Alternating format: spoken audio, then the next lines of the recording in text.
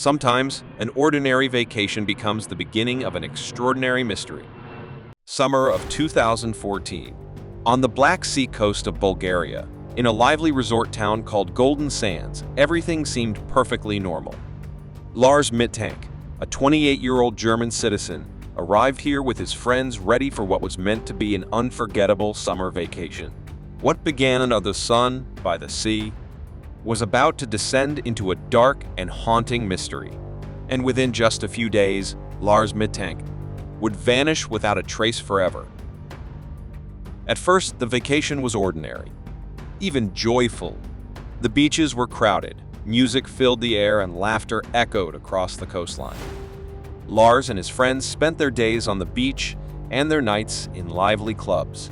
On the surface, everything seemed just fine. But there was one subtle detail: Lars was barely eating. He seemed to have no appetite. His friends noticed the strange behavior, but thought little of it.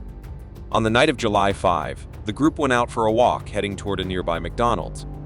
But Lars didn't go inside. He said he'd rather wait outside. And when his friends walked in, Lars vanished. His friends searched for him for a long time until they eventually found him back at the hotel. He was tense, anxious, and he had a strange story to tell.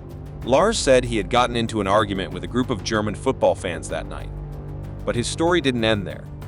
According to Lars, those men had hired Bulgarian or Russian guys to hurt him. He believed someone was after him. Physically, he had only a minor injury on his ear. But in his mind, the sense of danger was far greater, almost overwhelming. And the next day, Lars's strange behavior would only escalate. Morning of July 6th, the day the vacation was supposed to end. Lars Mittank didn't look like an ordinary young man anymore. When his friends approached him, Lars complained of ear pain. He said he'd taken a blow to the ear during a loud altercation the night before. They immediately took him to an ear, nose, and throat specialist. The doctor diagnosed a ruptured eardrum. The doctor's advice was clear: flying in this condition is dangerous. Lars needed to stay a few more days to heal. His friends decided to return home. One of them offered to stay behind with Lars, but he refused. At that moment, no one knew it would be the last time Lars ever saw his friends. Now alone, Lars took a taxi to a hospital in Varna. There, doctors confirmed the diagnosis. Surgery was recommended, but Lars refused. Instead, he began a course of antibiotics, a powerful medication with potential side effects that included the risk of schizophrenic psychosis. After receiving the prescription, he checked into a low-budget hotel-color hotel. He was now completely alone. And that night, everything was about to get much worse for Lars Mittank. Night of July 8th, 2014.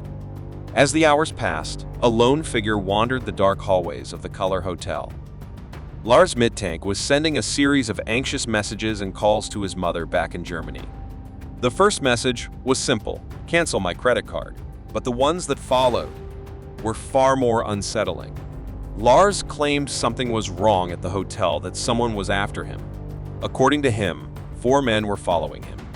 He said he was hiding, asking his mother to cancel his credit card and requesting money through Western Union. His actions pointed to a rapidly escalating sense of paranoia. Strangely, Lars also asked his mother about the medication prescribed at the hospital. He had written, "What is Kefsol 500? Perhaps." He'd begun to feel its effects. Around 3:00 a.m., Lars left his room. He made one last call to his mother. "They're following me," he said. But he never explained who or why. Around 5:00 a.m., he waved down a passing taxi. The driver later recalled that Lars was in a state of panic, constantly looking over his shoulder. The taxi driver took Lars to Varna Airport. Upon arrival, he seemed for a brief moment somewhat at ease. But that sense of calm wouldn't last. Around 6:00 a.m., Lars Mittank arrived at Varna Airport. At first glance, everything seemed normal. Lars was quiet. He looked like any other traveler. He spoke to his mother one last time. In a calm voice, he said, "I've arrived at the airport." For a moment, it seemed like everything had returned to normal. But everything changed the moment he was directed to the airport's medical clinic for a routine checkup. During the examination, an unidentified airport staff member briefly entered the room. At the sight of this stranger, Lars suddenly jumped to his feet. Leaving behind his phone, wallet, and passport, he began to run, frantically. Security cameras captured Lars sprinting out of the airport building. He scaled a 2-meter-high barbed wire fence and fled the airport grounds. There was no one behind him.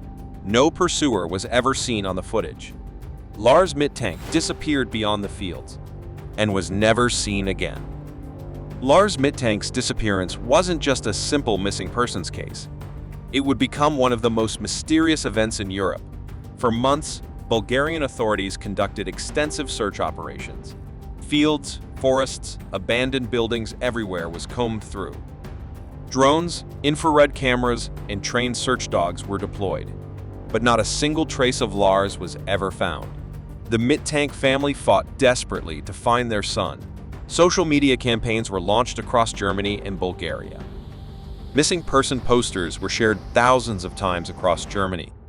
Lars quickly became the missing man everyone in Europe was talking about. Television networks in Germany aired special programs, bringing Lars's story to millions. And over time, a few tips began to surface. Some witnesses claimed to have seen a man resembling Lars walking along the highways near Varna. A truck driver reported picking up a young man, but said he had no idea where the man came from or where he was headed. But none of the sightings could be verified. Every lead hit a dead end. But the question remains, what really happened to Lars? Some experts believe Lars experienced a rare side effect of the antibiotic prescribed at the hospital. Antibiotics like cefprozil have, in rare cases, been linked to sudden psychotic episodes. And Lars's behavior showed clear signs of abrupt paranoia. Another theory is far darker.